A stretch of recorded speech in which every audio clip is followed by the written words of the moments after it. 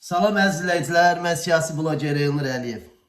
Bir axları bir videoyla rastlaşdım. İlham Əliyevin bir videosu rastıma gəldi. Mən deyəndə ki, həqiqətən də bu prezident olaraq ancaq pul, bunda ancaq pul gəlsin. Ancaq bunun ki, rüşvət, pul, korrupsiya, bu ancaq korrupsionerdir də, bu korrupsionerin şahıdır, kralıdır, sabahın xeyir, kral. Yəni, həqiqətən ancaq bunda puldur. Bu da zəhmət olmasa buna qulaq asın. Sigaret çəkənləri üçün əlbəttə ki, yeni bir tövsiyə olacaq ki, bu pis vərdişdən cəmaat əl çəksin. Bu xəstəlikdir, bu bədbəxtçilikdir, bu bilirsiniz, çox pis vərdişdir. Bunun heç bir xeyri yoxdur, insan orqanizminə ziyandan başqa. Və 160 milyon dollar xaricə pul getdi. İndi biz sigaret fabriki tikirik ki, xaricdən asılılıq azalsın. Ancaq ən yaxşı hal o olar ki, xaricdən asılılıq edilmiş. Deyir ki, sigaret cana çox ziyandır.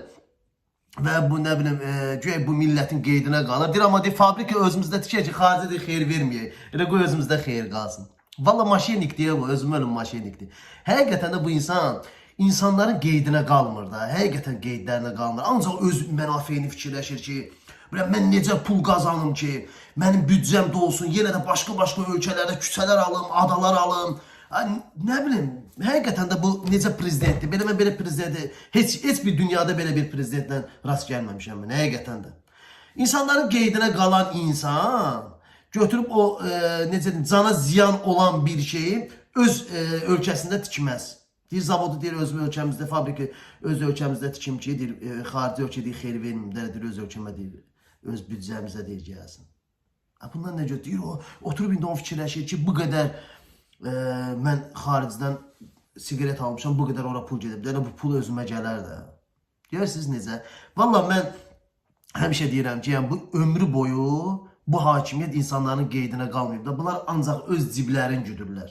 Həqiqətən ancaq öz ciblərin güdürlər. Bu ömür boyu ağzını danışığını bilmədi. Həqiqətən də ağzının nə çıxdığını sözü bilmir ki, mən bunu desəm, həqiqətən də bu real mı bir şey olar, yoxsa real bir şey olmaz. Görürsünüz də, gözəl insanlar.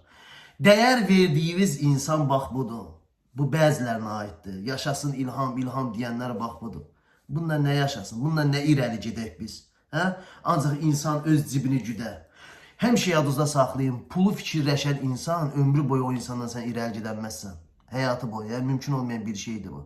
Yəni, insan birinci növbədə cəmiyyəti fikirləşməlidir, kasıb insanları fikirləşməlidir və öz millətinin qeydinə qalmalıdır. Yəni, mən belə düşünürəm, dövlət başçısı beləsinə olmadı, amma dövlət başçısı belə olmalı deyil.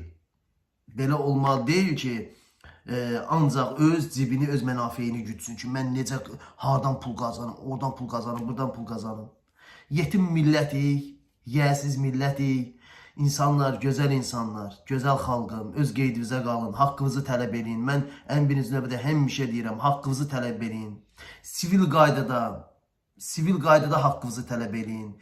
Davasız, şavasız, lazım deyil davasız. Amma təbii yolla, öz haqqınızı, öz belə sakit yolla haqqınızı tələb edin. İnşallah ki, biz haqqımızı hamımız biri olub, bir əldən tutsaq, güman edirəm ki, inşallah biz qalib gələrik. Həqiqətən də. Öpürəm hamınızı.